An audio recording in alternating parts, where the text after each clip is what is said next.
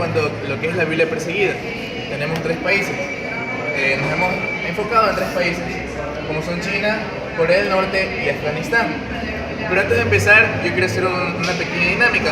Quiero preguntarles si saben 3 países donde hay persecución a los cristianos, que no sean ninguno de los que están aquí. Si alguien sabe 3 países, por lo menos. Turquía. ¿Ah? Turquía. Turquía. No. Ay, 3 países. No, África no es un país. Siria. Siria, muy bien. Se ha ganado un caramelito. Gracias, yo me gané el ¿Otro caramelo. más? China, no. No, pues ninguno de los 3 países que están aquí. A ver, ¿alguien? ¿Alguien más? Arabia, no. Sí, Arabia. ¿Quién dice? Falta uno más. Ahí, miren, hay 9 países diferentes ahí. Corea del Norte. Corea del Norte ya está aquí. O sea, lo que sea. No. Bueno, ya, dejémoslo ahí. A continuación, Aarón y Edson nos van a hablar acerca de cómo está siendo perseguida la Biblia en Afganistán. Bueno, yo les voy a hablar sobre una pequeña parte sobre qué es Afganistán. Ya, la Biblia en idioma afgano ha sido destruida para evitar el proselitismo, según el ejército de Estados Unidos. La Biblia en idioma afgano ha sido destruida para evitar el proselitismo, según el ejército de Estados Unidos. Los ejemplares de la Biblia traducidos en los idiomas más habladores de Afganistán y que han sido enviados para los soldados estadounidenses que se encuentran destinados en una base de este país y han confiscadas y posteriormente destruidas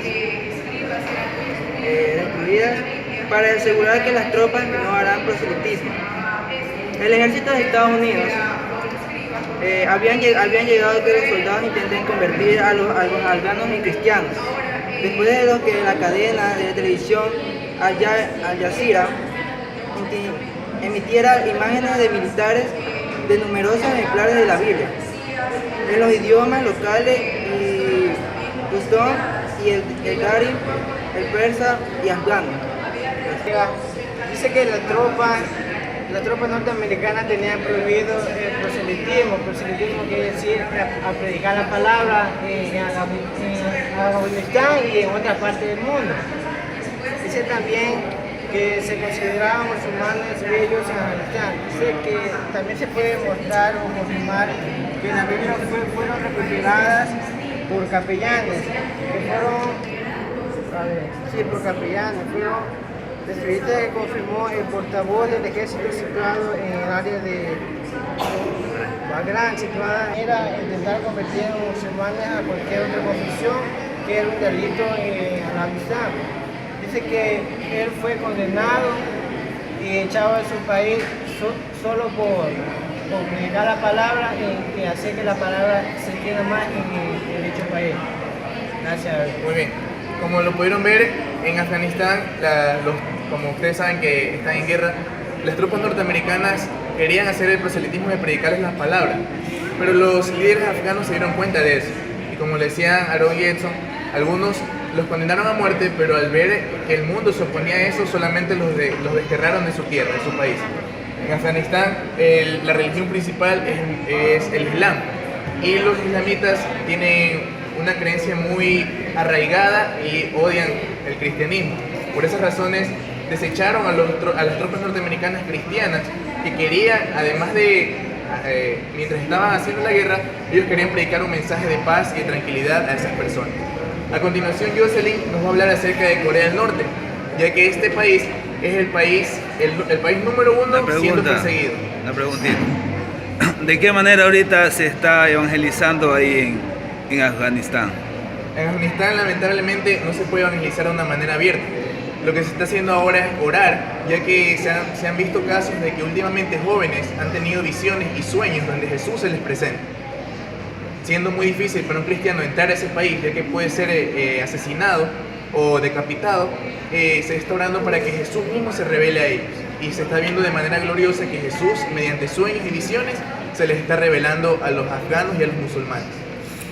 A continuación, Jocelyn les hablará acerca de Corea del Norte, el país número 1 siendo perseguido. Correcto. Buenas noches, hermanos. La República República de Corea está dividida en la Corea del Norte y Corea del Sur.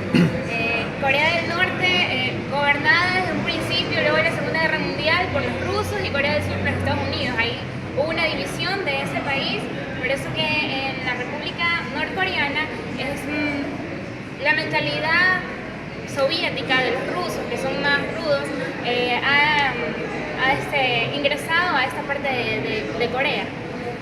Como ya dijo Daniel, Corea del Norte es el primer, bueno, en una lista que existe, es el número 1 de países perseguidos, ¿ya? Existe adoración a su presidente o a su mandatario, que no sé si lo han visto últimamente, ha salido por las noticias, acá todos los días sale un gordito y chinito. Ese es considerado en la República Coreana como un dios. Sus antecesores también son, ellos lo consideran como presidentes eternos. O sea, el ancestro de este hombre es considerado como un presidente eterno, y los que siguen van a seguir al mando. Se denominan democráticos, pero no son socialistas, pero lamentablemente tienen una línea como dictadores.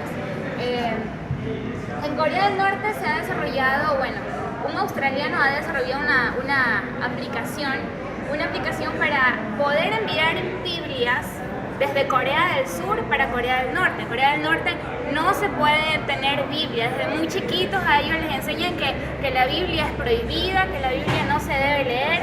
Bueno, han desarrollado una aplicación donde desde Corea del Sur envían como unos globos así inflados con helio.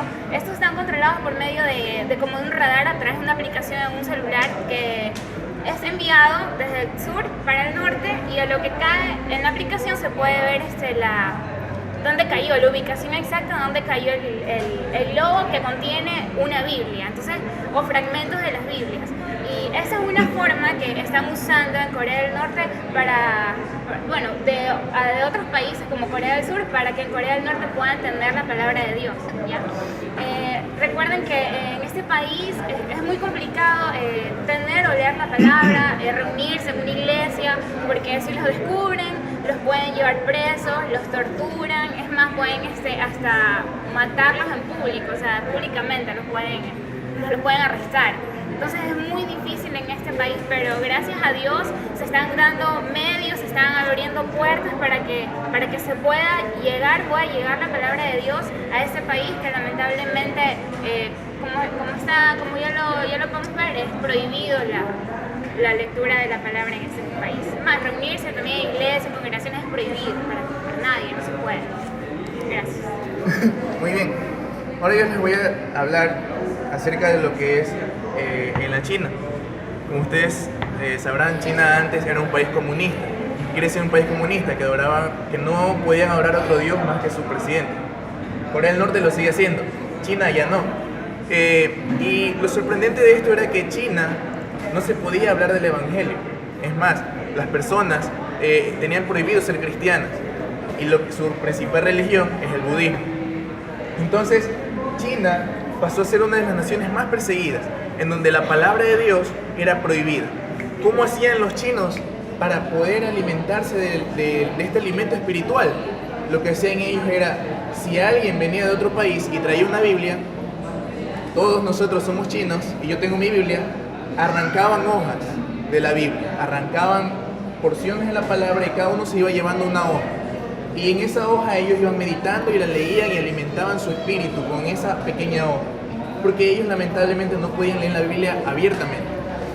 Ahora, en este tiempo, gracias a Dios, hay la primera imprenta de Biblias en China, que ya ha impreso más de 18 mil millones de Biblias. Usted conoce que en la China hay una sobrepoblación, entonces ellos tienen que producir Biblias. Pero ¿cuál es lo sorprendente de esto? Que las Biblias apenas salen, se venden, porque los chinos se dieron cuenta de que necesitaban la palabra de Dios. ¿Y cuál es nuestra meta? Usted dirá, yo no puedo ir a China, pero usted se está dando cuenta que Ecuador se está poblando de China. Usted va a la bahía, ve China. Usted va aquí nomás Centro en el Durán, centro, un restaurante, sí. chifa. Usted quiere comprar algo de mercadería, China, ¿verdad? Los chinos, usted no puede ir a China, pero Jesús, Dios lo está trayendo hacia usted, para que usted pueda hablarles de la palabra de Dios, ya que ellos sí, ya pueden leer la Biblia, pero sí siguen sintiendo esa persecución atrás de ellos. Así que yo les pido en esa noche que ahí donde usted está, cerremos nuestros ojos y oremos por estos países. Como ya les dije, es muy difícil evangelizar, es muy difícil que ellos lean la palabra de Dios, así que oremos para que la Biblia pueda entrar a esos países. La Biblia mismo dice que la palabra de Dios es poder para salvación, ¿verdad? ¿Y usted lo cree? Amén. Así que vamos a orar en esa noche. Señor, tú que conoces todas las lenguas, Padre, tú que conoces todos los idiomas, en esa noche oramos para que estos países, estas personas de estos países, Señor, y de los otros países que no hemos hablado, que están siendo, las personas, los cristianos están siendo perseguidos en estos países, Señor, yo te pido que tú quites esa persecución. Te pido en esta noche que los tengas en paz y en tranquilidad. Buenas noches, hermanos, que Dios les bendiga. Bienvenidos a nuestro stand. Nosotros les vamos a hablar sobre la reseña histórica de la Biblia, del canon del Antiguo Testamento, del Nuevo Testamento y algunas referencias bíblicas que nos van a indicar para qué es útil la palabra de Dios. Entonces, empecemos. Lo que, como se denomina normalmente a la palabra de Dios, con el nombre de Biblia, ¿verdad? Nosotros incluso tenemos en nuestra Biblia Santa Biblia. ¿De dónde proviene esta palabra? Proviene del vocablo griego que significa los libros o los libritos. Es decir, que la Biblia en sí no es un solo libro, sino más bien un compendio de libros. Ahora, la Biblia fue escrita por alrededor de 40 autores en un periodo de 1600 años. Estos van desde 1513 a.C. hasta el año 98 después de Cristo. En ese periodo de tiempo fue escrita totalmente la Biblia y fue escrita en 3 idiomas, en hebreo, arameo y griego. Anteriormente, para que las personas puedan obtener la Biblia, no la podían obtener de manera completa como la tenemos ahora, sino más bien tenían que copiarla, fragmentos que querían leer o pagarle a alguien para que se las copie y así poderla leer completamente. No fue hasta el año 1545 cuando en la prensa del alemán inventor Johann Gutenberg fue impresa la Biblia completa como la tenemos ahora, con 66 libros, 39 en el Antiguo y 27 en el Nuevo. Todos estos libros, como le dice 2 de Timoteo, pues fueron inspirados por Dios, ¿verdad? Ahora, nuestra Biblia contiene 1189 capítulos, contiene alrededor de 3573 promesas en toda la Biblia. El libro más corto es el libro de Juan y el libro más largo que se encuentra en la Biblia es el libro de Salmos.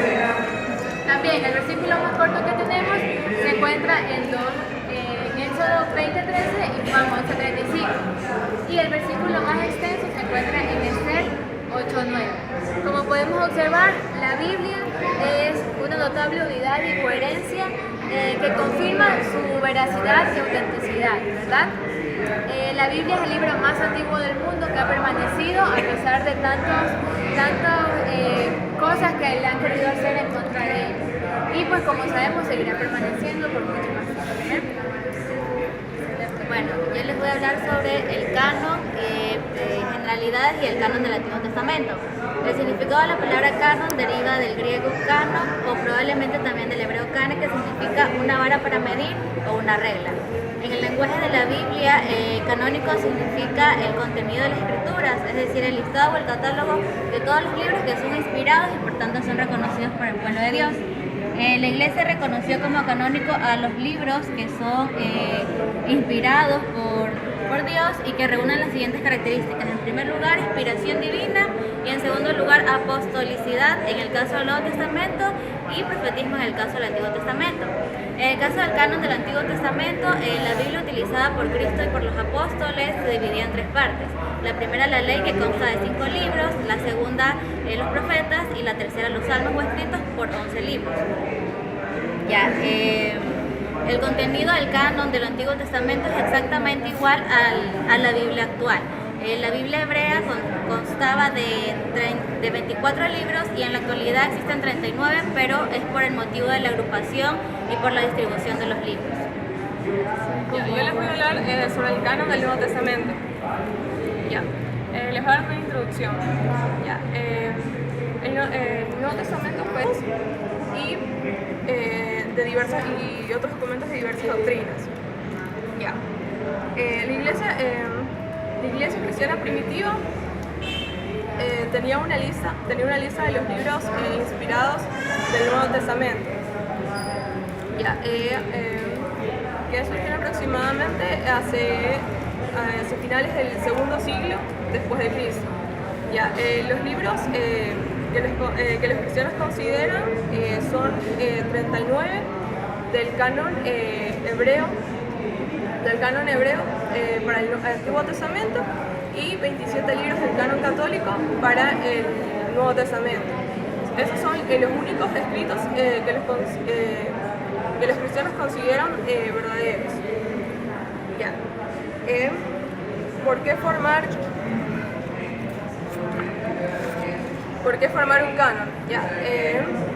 Debido a las diversas herejías que existieron en ese tiempo y a las enseñanzas enseñanzas contrarias al Evangelio de Dios que se le atribuían a Jesús y a sus discípulos, la iglesia del primer siglo determinó que los libros que se debían incluir en las escrituras debían pasar por ciertas pruebas. Dos pruebas de ellas son que esos libros debían ser aprobados por los líderes y las comunidades cristianas. Y segundo, que se debía demostrar que estos libros eran escritos por los apóstoles. Ya. ¿Cómo se decidió qué libro incluir? Ya. Con el tiempo nos reconocieron tres niveles escritos neotestamentarios usados en las iglesias. Primero, los libros no controversiales, que eran en el cual todos estaban de acuerdo, de que eran verdaderamente inspirados por Dios. Segundo, los libros controversiales, que consistía que una parte estaba de acuerdo y la otra no. Los libros heréticos, que todos decían que eran en contra del Evangelio de Dios. Ninguno de los apóstoles decidieron qué libro incluir porque ya estaban muertos. Ya. Quienes decidieron qué libros incluir fue un concilio respaldado por las diferentes iglesias que existían en ese tiempo. Ya. Uno de los varios puntos claves para decir qué libro se debía incluir en las escrituras era que debía ser escrito por un apóstol o una persona que estuviera cerca de él. Segundo, que estuvieran en el periodo del apóstol y de la iglesia más primitiva. Ya. Como tercer punto, todas las iglesias lo aceptaron porque sentían que esos libros eran verdaderamente inspirados por Dios. Ya. Los libros que casi no forman parte del Nuevo Testamento fueron Segundo de Pedro, Segundo y Tercera de Juan, Santiago, Judas y entre otros. Ya. La división de los libros. Ya, se dividen en 5 partes los libros del Nuevo Testamento, son 27. Primero, de Mateo a Juan, 4 libros, son los evangelios. La historia es Hechos, un libro. La tercera, las epístolas paulinas, son 13 libros, de Romanos a Filemón. Las epístolas generales, 8 libros, que son de Hebreos a Judas. Y el último libro profético, que es Apocalipsis. Buenas noches, voy a hablar sobre las referencias bíblicas basadas en la Biblia. ¿Para qué son útiles las Sagradas Escrituras? Como nosotros podemos encontrar en la Biblia que las Sagradas Escrituras son útiles para enseñar, para corregir, para redarguir, para enseñar injusticia. ¿Qué ejemplo nos dieron los creyentes de Berea? Los creyentes de Berea eran personas nobles, ya que cuando ellos recibieron la palabra de Dios, ellos escudriñaban las escrituras todos los días para comprobar si todo lo que estaba escrito era verdad.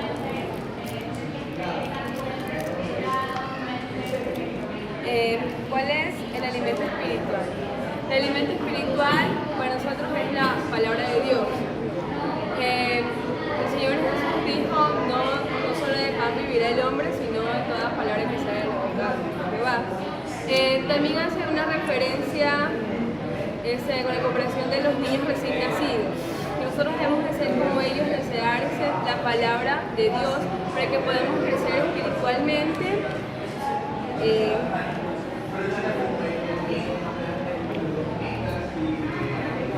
¿Cómo entendemos las Sagradas Escrituras? Nosotros vamos a entender las Sagradas Escrituras pidiéndole a Dios que nos dé sabiduría y entendimiento conforme a su palabra, para así poder entender todo lo que está escrito. ¿Para qué nos sirven las Sagradas Escrituras? Las Sagradas Escrituras nos sirven para ser más sabios en la salvación. También nos sirven para discernir los pensamientos y las intenciones del corazón. También para desenvolvernos en la oración y también para compartir la enseñanza. ¿De qué es el testimonio de las Sagradas Escrituras? Las Sagradas Escrituras dan testimonio del Señor Jesús, porque Él dice, escudriñad las Escrituras,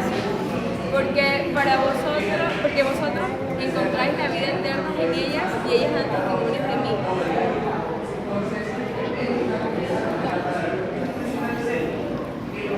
¿Quién es el autor de la Biblia? El autor de la Biblia es Dios, porque Él fue quien inspiró, quien influenció en los autores humanos y también la produjo. Entonces quiere decir que Dios es el autor de la palabra.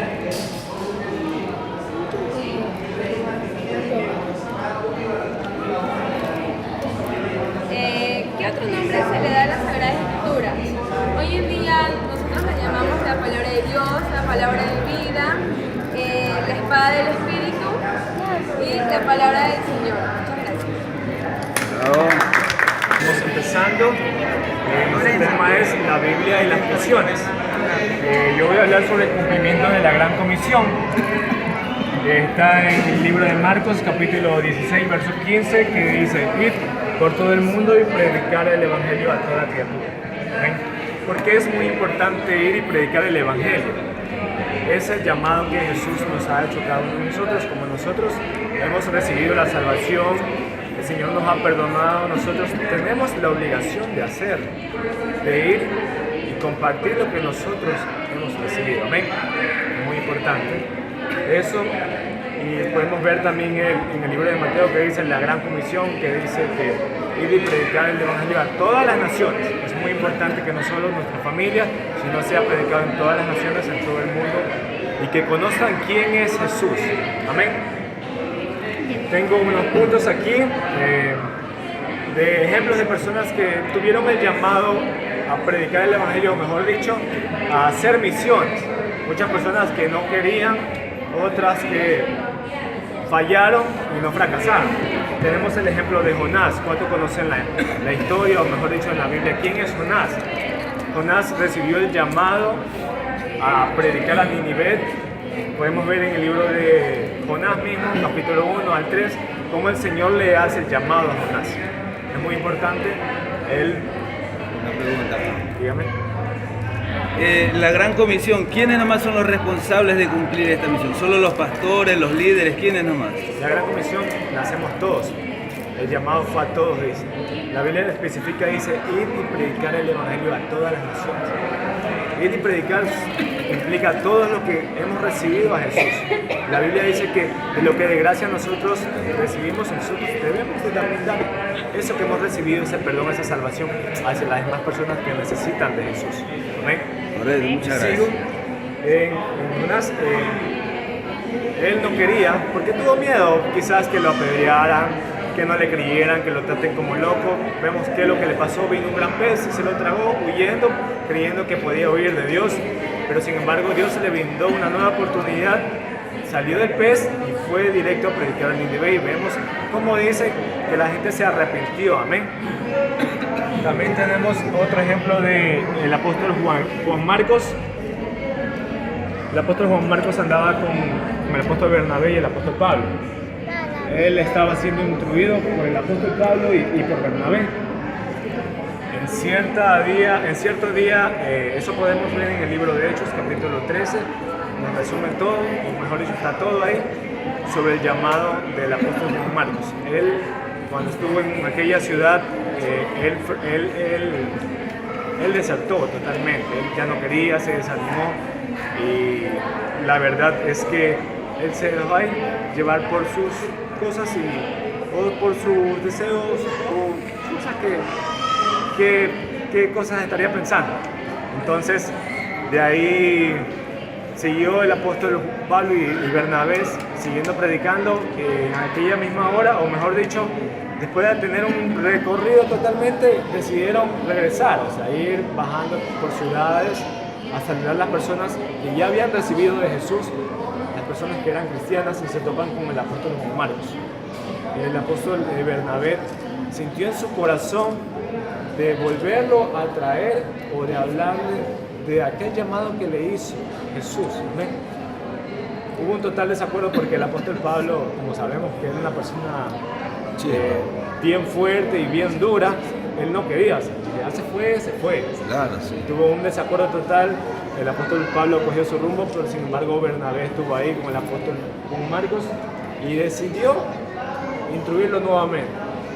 Vemos que se volvió a animar y creyó en la promesa que había creído, el llamado de ir a predicar, y siguieron predicando. El apóstol Juan Marcos viajó a diferentes ciudades y compartió ese evangelio que nosotros hemos recibido. Vemos que en su camino falló, pero no fracasó, siguió. Entonces nosotros debemos de tener ese ejemplo ahí.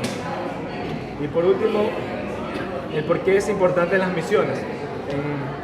En el libro de Marcos, capítulo 13, verso 10 dice: y es necesario que el evangelio sea predicado a todas las naciones. Amén. ¿Por qué es importante? ¿Saben por qué es importante? Es porque nosotros hemos recibido, nosotros tenemos la obligación de compartir hacia las demás personas, vagabundos, drogadictos, personas que están decepcionados muchas veces de la vida. Nosotros debemos de darles esa esperanza de vida. Ahí muchas veces cuando están en el pecado nosotros debemos de dar ejemplo que nosotros tampoco nos fuimos sanos. Vemos que en el inicio Adán y Eva pecaron y nuestra generación es pecaminosa. Todos, dice la Biblia, que por cuanto todos pecamos, todos estamos destituidos de la gloria de Dios. Entonces, el llamado que nosotros continuando con los ejemplos de misioneros en la Biblia, también encontramos a la mujer samaritana. Ella se le puede decir que es una misionera inmediata. ¿Por qué? Recordamos brevemente el pasaje bíblico y vemos que Jesús llega a este pozo y se encuentra con la mujer samaritana y le dice: dame de beber. Pero la mujer samaritana se extraña, porque en realidad entre los judíos y los samaritanos no se llevaban bien. Pero ellos comienzan a establecer una conversación y Jesús le dice que si Él le da el agua de vida, el agua nunca tendrá sed jamás, ¿verdad? ¿Por qué? Porque esa agua va a ser como un manantial, ¿verdad? Que va a saltar a vida eterna. En ese momento, ella reconoce que sí va a llegar un Mesías, que sí va a llegar un Cristo. Jesús le dice: yo soy. En ese momento viene la revelación de Cristo a la vida de la mujer samaritana. Esto es lo que es un misionero inmediato. Tiene la revelación de Cristo. Hay muchas personas que cuando se convirtieron de repente no fue revelado Cristo en su vida y tuvieron que pasar procesos y aprender para no seguir cayendo.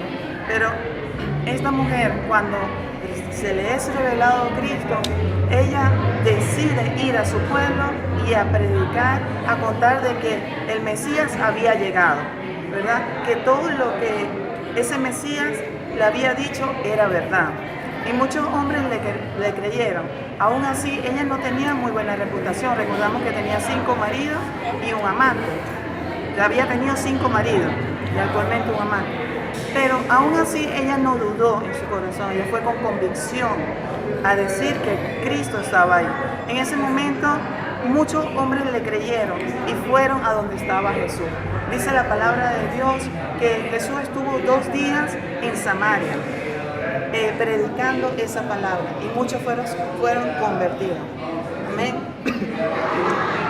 También tenemos otro personaje, creo que es el más importante, que es Jesucristo. Jesucristo es el mayor misionero que ha estado en esta tierra. ¿Y por qué digo que es el mayor misionero? Él se encontraba, recordamos antes de llegar a la tierra, él se encontraba con forma de Dios. Él tenía todas las comodidades del mundo, ¿verdad? Pero él se despoja de ese estado y se convierte en un hombre. ¿Para qué? Con un único propósito, que era la salvación de cada uno de nosotros, para que nosotros seamos salvos. Y recordamos que él estuvo en muchos lugares predicando la palabra y haciendo milagros para que la gente creyera y fueran convertidas y fueran salvas. Recordamos también algunos lugares rapidito donde estuvo Jesús, en el río Jordán, donde fue bautizado, estuvo en el desierto de Judá, donde estuvo 40 días tentando al enemigo, pero él venció al enemigo, ¿verdad? Estuvo en Caná, donde hizo su primer milagro, que convirtió el agua en vino. Esto fue en una boda.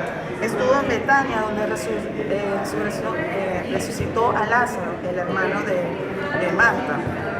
Estuvo en el lago de Galilea, donde hubo la multiplicación de los panes y los peces. Estuvo en Jericó, donde hubo sanidad a ese hombre ciego, y también en Sicar, donde fue la historia que les conté de la mujer samaritana. Y así en muchos otros sitios estuvo Jesús viajando para predicar la palabra. Buenas noches, hermanos, que el Señor les bendiga. Bueno, como lo acaban de decir mis hermanos, ellos han hablado acerca de personajes de la Biblia